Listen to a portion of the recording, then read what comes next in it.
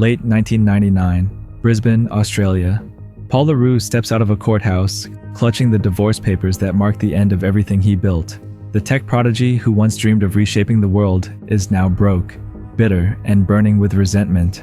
Just a year earlier, he had released E4M, encryption for the masses, a groundbreaking software so powerful it would later be linked to NSA leaks and cyber warfare. But the world didn't reward his genius. No fortune, no recognition, just a drained bank account and a wife who walked away. As the humid air clings to his skin, something shifts. Le Roux realizes power isn't in code alone. It's in what code can control. If the world won't hand him success, he'll take it. Days later, he left Australia, drifting between Hong Kong, Europe, and Africa, stitching together the foundations of a new life. One built not on encryption, but on crime. Over the next decade, he will build an empire. One that floods the world with drugs, weapons, and even assassins at his command. A multi-million-dollar underworld, all controlled from the shadows of his keyboard, until that one mistake that ultimately led to his downfall. This is the rise and fall of Paul Le Roux, the hacker who built a global crime empire.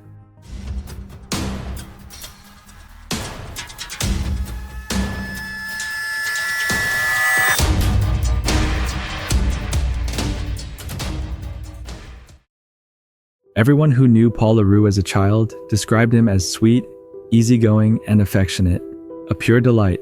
But behind that innocence lay something darker, something no one saw coming. How does a child like that grow into a ruthless crime kingpin?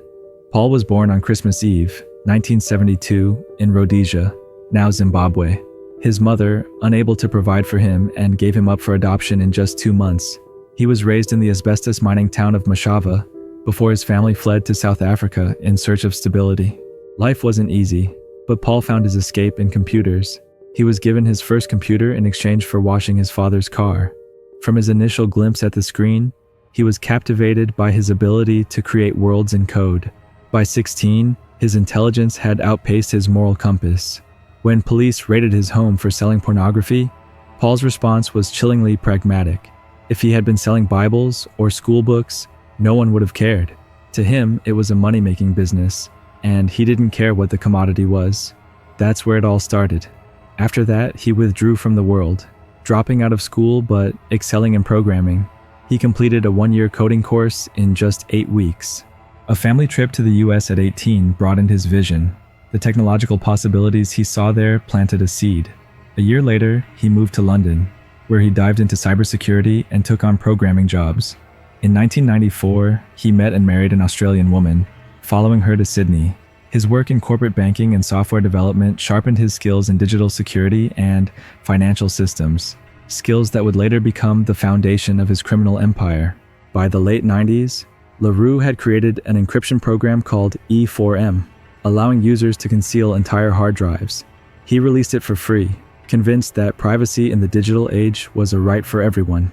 The whole world benefited from him, but he remained broke the whole time. His years of hard work earned him nothing.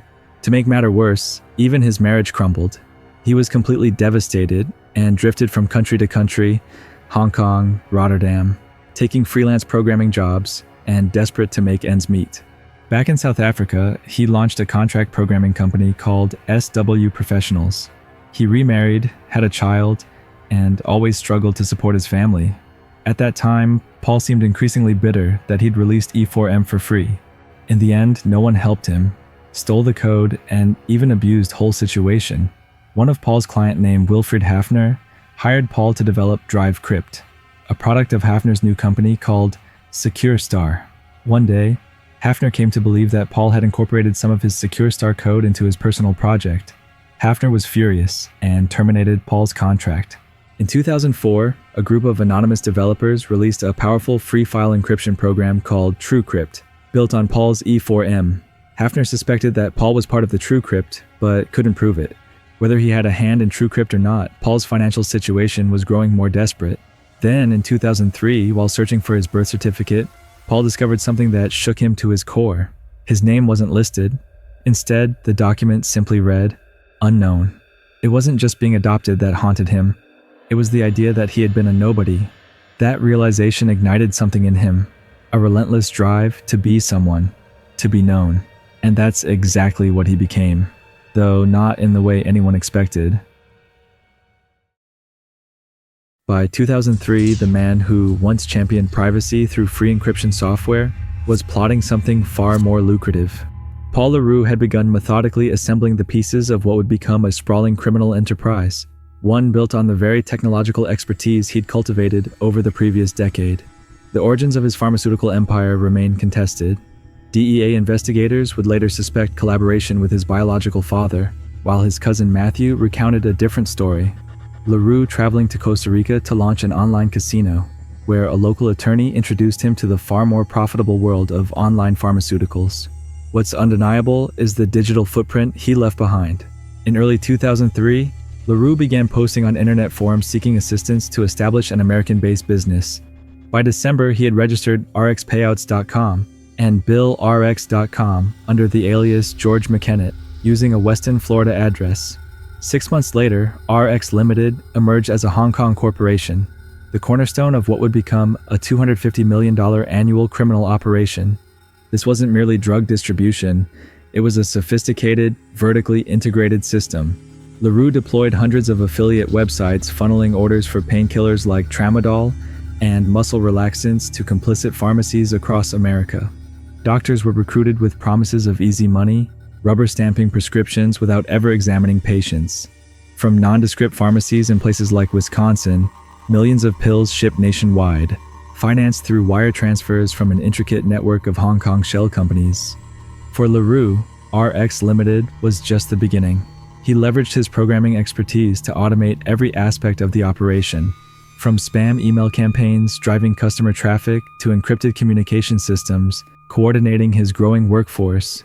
His custom software managed prescription processing, while his proprietary domain registrar, AB Systems, controlled thousands of pharmacy websites. To outside observers, it resembled a legitimate tech startup. In reality, it was a criminal juggernaut generating $250 million annual revenues. As profits accumulated, Le Roux's ambitions darkened. He diversified into arms trafficking, methamphetamine production, and gold laundering. He recruited mercenaries from the post-9/11 contractor world, men like Dave Smith and Joseph Rambo Hunter, former soldiers with specialized skills and flexible morality. These operatives secured shipments of North Korean methamphetamine, Colombian cocaine, and Iranian weapons. Meanwhile, his gold operations across Africa and Hong Kong transformed digital profits into untraceable physical assets. Le Roux operated on one fundamental principle: compartmentalization. Call centers in Israel, hitmen in the Philippines, stash houses in Liberia. No single operative understood the full scope of his empire. Only Le Roux himself maintained the complete picture. Those who contemplated betrayal faced swift retribution. When Moran Oz, a trusted lieutenant, merely discussed launching a competing pharmacy, Le Roux orchestrated a terrifying lesson. Lured onto a yacht off the Philippines coast, Oz found himself thrown overboard as bullets pierced the water around him. "Confess, and we'll kill you now. Keep denying, and we'll leave you to the sharks," a mercenary warned. Oz survived, but the message resonated throughout Le Roux's organization. Disloyalty would not be tolerated. Paul Le Roux's most formidable weapon wasn't his arsenal of mercenaries or his global network of criminal enterprises. It was his mastery of digital anonymity. The programmer who once created encryption tools to protect privacy now weaponized those same techniques to shield a criminal empire from law enforcement scrutiny. His communications vanished into self-hosted servers running proprietary encryption protocols. Financial transactions flowed through a labyrinthine network of shell companies like Ajax Technology and Southern Ace, dispersed across jurisdictions deliberately chosen for their lax regulatory oversight and minimal cooperation with international authorities. Even Le Roux's physical identity remained elusive. No photographs circulated online. He traversed continents under meticulously crafted aliases like John Bernard Bowlins, each supported by high-quality forged documentation. For years, investigators pursuing his network struggled to confirm whether the mastermind they hunted was one person or an organization operating under a collective identity. From luxury penthouses in Manila and beachfront properties in Thailand and Brazil, Le Roux directed operations via encrypted communication channels, accessible only through specialized software he designed. To law enforcement agencies worldwide, he remained a digital phantom. visible only through the consequences of his operations but never directly traceable. The DEA spent years methodically untangling his infrastructure, tracking gold shipments from conflict zones in Congo to refineries in Hong Kong, deciphering cryptic communications about timber projects that served as code for methamphetamine laboratories. What emerged was a criminal ecosystem spanning Africa, Asia, South America, and beyond, with connections to guerrilla fighters, corrupt government officials, and established criminal organizations. As his empire expanded, however, so did Le Roux's paranoia. He increasingly relied on extreme measures to eliminate perceived threats. When Catherine Lee, a real estate agent handling his Manila properties, allegedly misappropriated funds, Le Roux's response was ruthless. 2 bullets beneath her eyes, a clear message to anyone contemplating similar actions.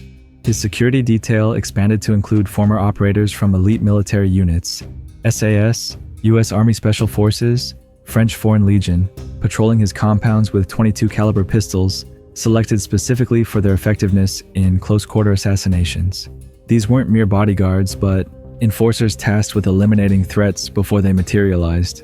Yet as Le Roux's criminal enterprise reached its apex, the very isolation that had protected him began eroding his judgment. Removed from normal social constraints and surrounded by subordinates who feared challenging his decisions, his behavior grew increasingly erratic. His operational security, once meticulous, became inconsistent, compromised by the very paranoia that had initially fueled his caution. In the shadows of his digital fortress, Le Roux's greatest vulnerability was emerging: his own ego. The man who had once disappeared so effectively was developing a dangerous appetite for recognition.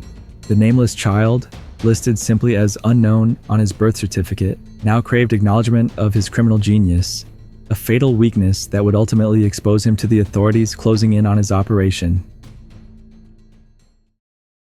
By 2011, Paul Le Roux's shadow loomed large across continents, yet the mastermind himself remained frustratingly beyond reach. Inside a nondescript DEA field office in Minneapolis, a specialized task force had begun assembling a complex matrix of shipping records, phone metadata, and financial transactions, digital breadcrumbs leading to a man they could barely name, let alone locate: Agent Lou Milione. A veteran investigator with decades pursuing international narcotics networks, recognized something unprecedented. This wasn't just sophisticated, Milione would later testify. It was revolutionary. A criminal enterprise built from the ground up with technology as its foundation. The breakthrough came through an unexpected vulnerability: Le Roux's pharmaceutical network. Despite his elaborate security protocols, the physical pills required actual pharmacies with licenses and addresses. The team identified Lachlan Coles, a Minnesota pharmacist whose modest storefront had inexplicably shipped over 2 million pills in a single year. When confronted with overwhelming evidence, Coles cracked. He revealed a Byzantine system of prescription approvals and payment structures, all leading back to shell companies in Hong Kong. But still, no direct connection to Le Roux himself. The investigation accelerated when Brazilian authorities intercepted a suspicious shipment in Rio de Janeiro: 200 kilograms of methamphetamine concealed in industrial equipment. The paperwork traced back to Southern Ace Trading, one of Le Roux's front companies. DEA informants in Manila confirmed rumors of an invisible boss, coordinating operations across Southeast Asia from heavily secured compounds. Meanwhile, Le Roux had grown increasingly erratic. Former associates described paranoid outbursts, marathon coding sessions, and unpredictable relocations between properties. His once meticulous operational security began showing cracks. He mistakenly used personal devices for business communications, left digital signatures in custom-built software, and developed a dangerous habit of meeting new business partners personally, a fatal deviation from his previous protocols. In February 2012, DEA agents intercepted communications suggesting Le Roux was pursuing a massive cocaine deal with Colombian suppliers. The opportunity was unprecedented: to catch Le Roux in a direct transaction rather than hiding behind proxies. The agency deployed a confidential informant, a former Israeli military contractor with connections to Le Roux's inner circle, who proposed facilitating a multi-ton shipment from South America. Le Roux, typically cautious, perhaps his growing ego demanded personal involvement in significant expansions, or maybe years of successful evasion had fostered a sense of invincibility. Whatever the reason, on September 26, 2012, he landed in Monrovia, Liberia, a heaven of corruption and legal gray zone, to finalize the details personally.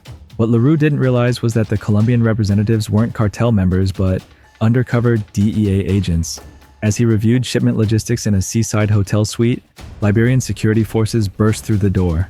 The digital ghost, who had eluded international authorities for nearly a decade, found himself in handcuffs, facing extradition to the United States. Within hours of his arrest, Le Roux made an offer that stunned federal prosecutors: complete cooperation in exchange for leniency. The architect of a global criminal network proposed dismantling his own creation, brick by digital brick. His value as an informant was unprecedented. Le Roux possessed not just organizational knowledge, but the technical expertise to decrypt his own communication systems, financial structures, and operational protocols. For investigators, it was like having the original blueprint handed to them by the architect himself. What followed was one of the most extensive dismantling operations in DEA history.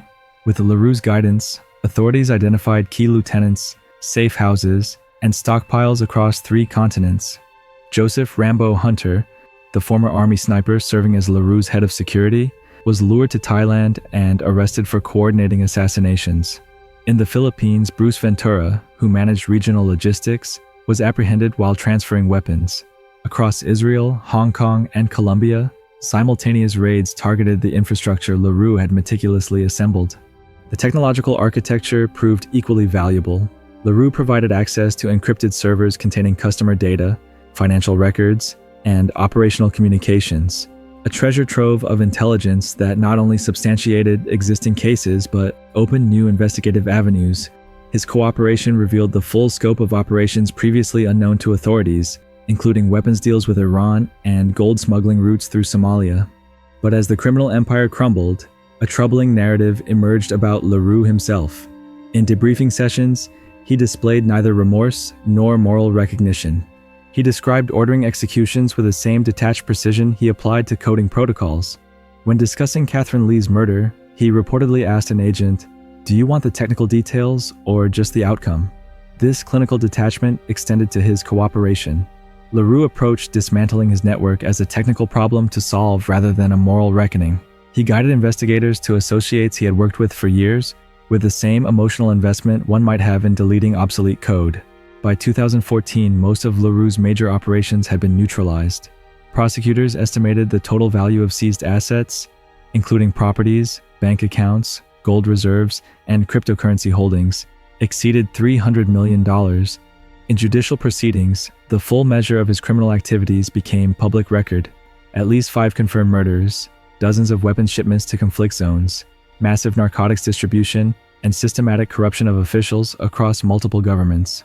On June 12, 2020, nearly 4 years after his capture, Le Roux appeared in a Manhattan courtroom for sentencing. The judge delivered a 25-year sentence for him, significantly less than the life imprisonment typically imposed for similar offenses.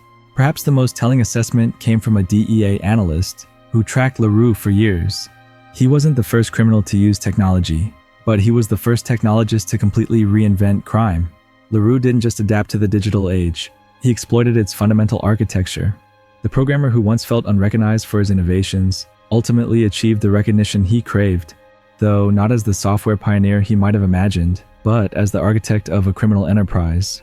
His technical genius could have revolutionized legitimate industries. Instead, it created a blueprint for 21st century organized crime.